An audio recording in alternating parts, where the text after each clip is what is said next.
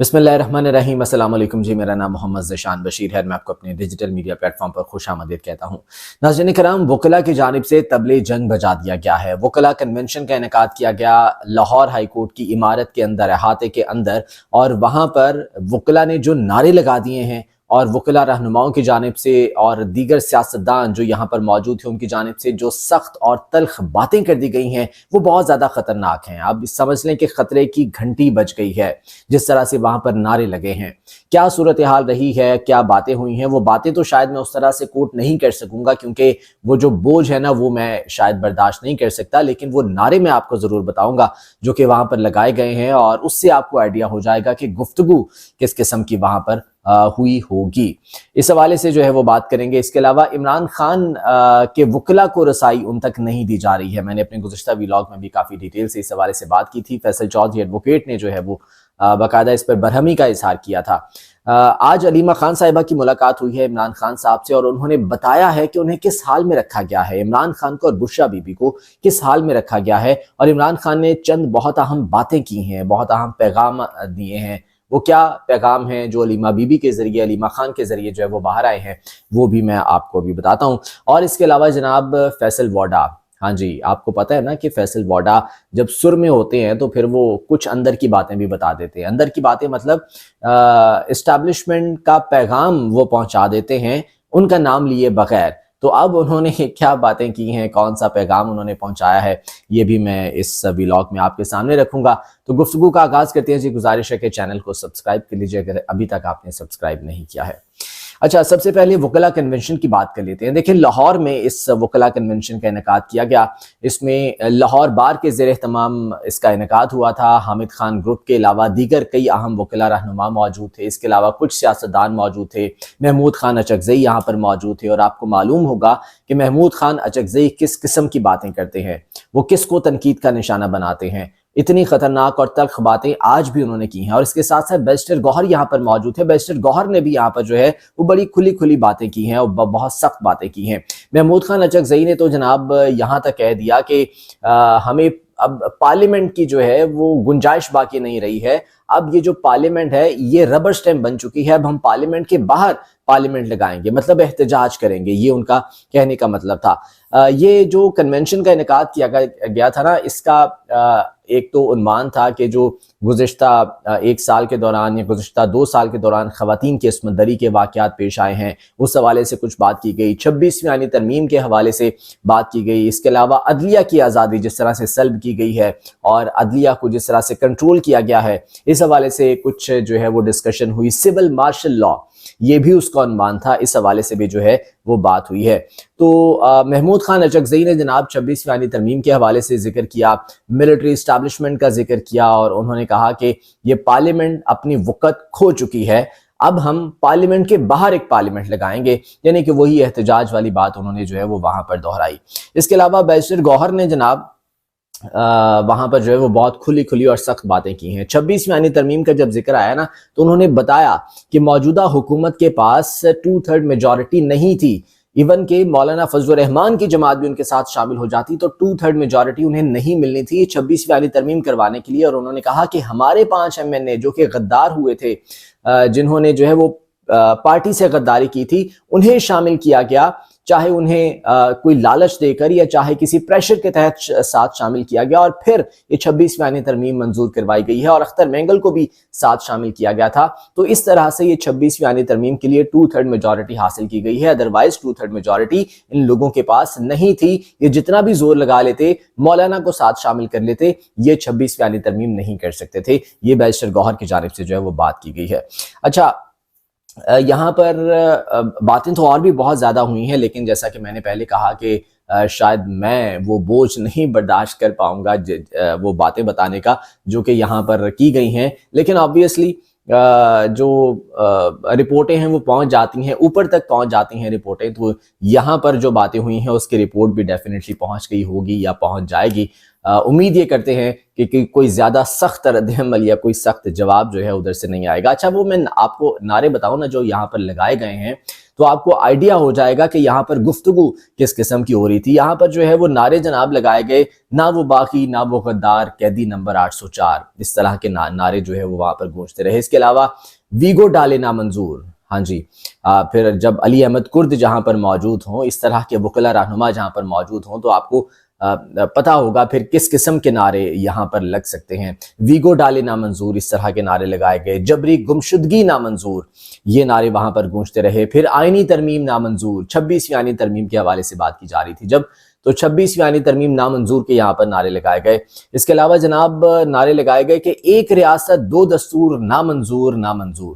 تو اس طرح کے جو ہے وہ نعرے یہاں پر گونجتے رہے ہیں وکلا کی جانب سے، اور جو دیگر سیاسی رہنما موجود تھے وہ بھی باقاعدہ طور پر اس میں شامل رہے ہیں، وہ بھی ان نعروں کا جواب باقاعدہ طور پر دیتے رہے ہیں۔ تو وکلا کی جانب سے تو میں پھر یہ کہوں گا کہ طبل جنگ بج گیا ہے۔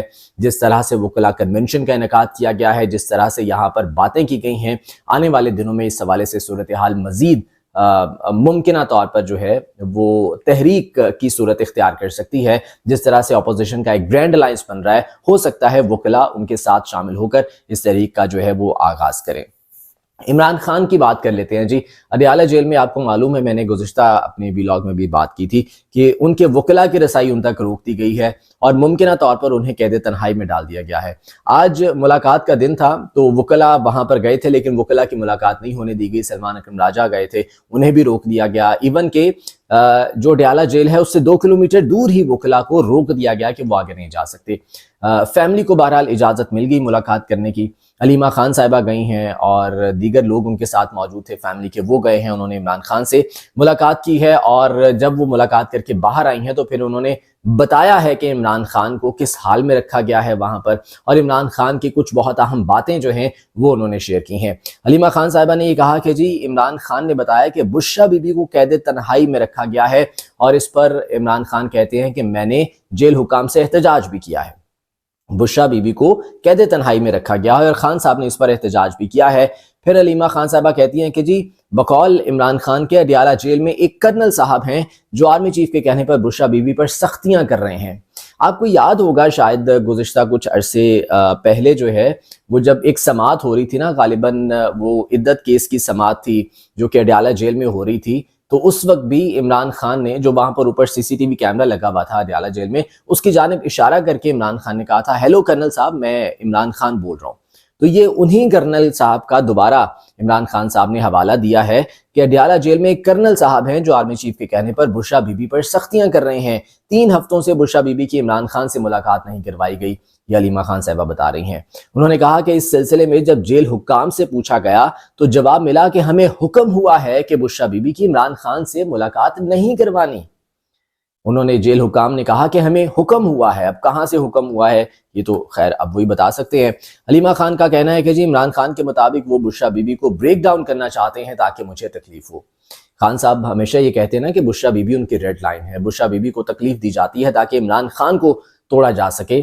تو خان صاحب یہ کہہ رہے ہیں کہ بشرا بی بی کو ایک بار پھر سے تکلیف پہنچائی جا رہی ہے، بریک ڈاؤن کرنے کی کوشش کی جا رہی ہے تاکہ مجھے تکلیف ہو، یہ خان صاحب نے جو ہے وہ کہا۔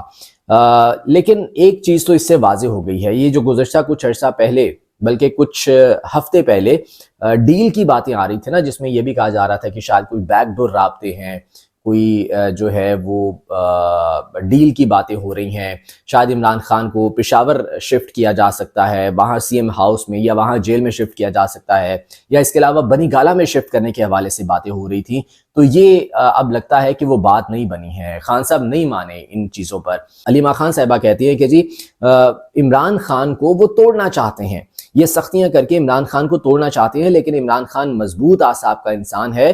عمران خان نے واضح کیا ہے کہ نہ ڈیل کروں گا اور نہ ڈھیل دوں گا، یہ خان صاحب نے آج ایک بار پھر سے واضح کر دیا، اور یہ علیمہ خان صاحبہ کے ذریعے پیغام باہر آیا ہے۔ تو اس سے آئیڈیا ہو گیا کہ وہاں پر بشرا بی بی کو بھی قید تنہائی میں رکھا گیا ہے۔ عمران خان صاحب تک اگر رسائی نہیں دی جا رہی ان کے وکلا کی، تو ایک قسم کے وہ بھی جو ہے وہ سالیٹری کنفائنمنٹ میں ہیں، وہ بھی قید تنہائی میں ہیں۔ تو یہ صورتحال ہے وہاں پر، اور اس کے بعد توشہ خانہ 2 کیس کی سماعت بھی 2 ہفتوں کے لیے ملتوی کر دی گئی ہے تاکہ وکلا ملاقات نہ کر سکیں۔ تو یہ علیمہ خان صاحبہ کی جناب ملاقات ہوئی ہے اور یہ تمام تر پیغامات جو ہیں وہ ان کے ذریعے باہر آئے ہیں۔ اچھا، فیصل واڈا کی بات کر لیتے ہیں۔ آپ کو معلوم ہے کہ فیصل واڈا جب سر میں ہوتے ہیں نا تو وہ پھر کچھ اہم پیغامات پہنچا دیتے ہیں۔ سر میں مطلب کہ جب ان کا دل کر رہا ہوتا ہے تو وہ اندر کی باتیں یعنی کہ پیغامات، بڑے گھر کے پیغامات، ان کے میسیجز جو ہے وہ باتوں باتوں میں پہنچا دیتے ہیں۔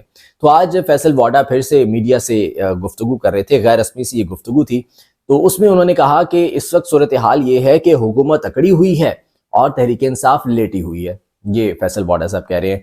پھر انہوں نے ایک خبر دی، خبر یہ ہے کہ جی پی ٹی آئی میں فارورڈ بلاک بن رہا ہے، یہ بقول فیصل واڈا صاحب کے فارورڈ بلاک بن رہا ہے، آنے والے دنوں میں نہ احتجاج ہوگا نہ دھرنا ہوگا، سب اچھے بچے بن کر چلیں گے، ان کے باپ میں دم ہے تو آ جائیں۔ یہ تو ان کا پیٹ ورڈ ہے نا کہ ان کے باپ میں بھی دم ہے، تو انہوں نے پھر سے یہ کہہ دیا کہ ان کے باپ میں اگر دم ہے تو آ جائیں، سب اچھے بچے بن کر چلیں گے، اور پی ٹی آئی میں ایک فارورڈ بلاک بھی بن رہا ہے بقول فیصل واڈا کے۔ تو ان کی یہ باتیں کتنی سچی ہیں یہ تو آنے والے دنوں میں پتہ چلے گا، لیکن ایک بات تو ضرور ہے کہ فیصل واڈا باتوں باتوں میں ہی بڑے گھر والوں کا پیغام جو ہے وہ پہنچا دیتے ہیں۔ تو اس کا مطلب ہے کہ ابھی کچھ مزید سختی ہونے کے لیے جا رہی ہے، یہ جو انہوں نے کہا ہے نا کہ نہ احتجاج ہوگا نہ دھرنا ہوگا، اور آپ کو معلوم ہے کہ رمضان کے بعد یہ پلان کیا جا رہا ہے اپوزیشن کے گرینڈ الائنس کے پلیٹ فارم سے کہ احتجاجی ریلیاں نکالی جائیں گی، جلسے جلوس کیے جائیں گے، تو اس حوالے سے کوئی سخت جو ہے وہ چیزیں، کوئی حکمت عملی، کوئی اسٹریٹجی جو ہے وہ سامنے آ سکتی ہے دوسری جانب سے بھی۔ تو دیکھتے ہیں کیا کہ دونوں جانب سے کیا رد عمل آتا ہے، خصوصاً پی ٹی آئی اور دیگر اپوزیشن جماعتیں اس پر اب کیا اسٹریٹجی اپناتی ہیں۔ آج کے ولاگ سے اتنا ہی، مجھے اجازت دیجیے، اللہ نگہبان۔